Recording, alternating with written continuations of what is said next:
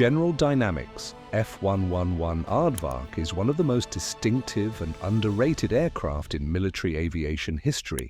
Designed during the Cold War, this jet wasn't built just to fly fast or high. It was created to go deep into enemy territory, fly low under the radar, and deliver devastating precision strikes. In many ways, the F-111 was ahead of its time, combining advanced avionics, variable sweep wings, and long-range strike capability into one incredibly powerful package. Introduced in the 1960s, the F-111 came out of the US military's ambitious TFX program, which aimed to create a versatile aircraft for both the Air Force and Navy. The Navy eventually dropped out due to design complications, but the Air Force moved forward, and what they got was a game-changer. One of the most unique features of the F-111 was its swing-wing design. The wings could extend for takeoff and landing, and then sweep back mid-flight for high-speed performance. This made the Aardvark incredibly versatile. It could fly at Mach 2.5 and still operate from shorter runways than most aircraft its size. But its real superpower was in how it flew, not just how fast. The F-111 was one of the first aircraft to use terrain-following radar, a system that allowed it to fly automatically at extremely low altitudes, just a few hundred feet off the ground. At those heights, it could evade radar detection, fly under enemy defenses, and strike with surprise. It could do this in complete darkness or in bad weather, something few aircraft could even attempt at the time. This technology made it a pioneer in low-level penetration missions, laying the groundwork for modern stealth tactics. The F-111 saw combat for the first time in the Vietnam War.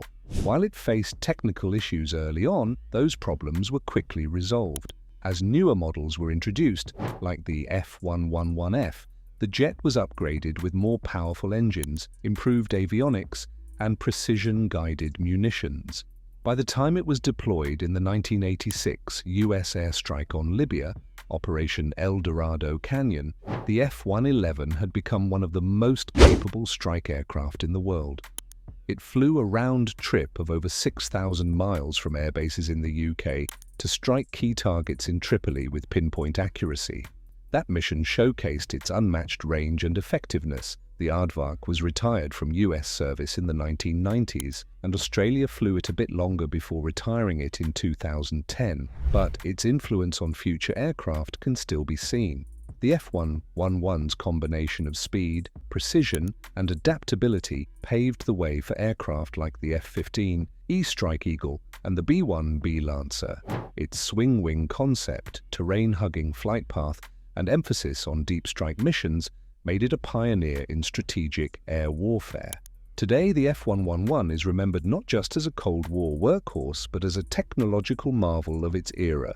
It may not have the fame of an F-22 or the mystique of a stealth bomber, but it did the dirty work, flying low, striking hard, and coming home safe.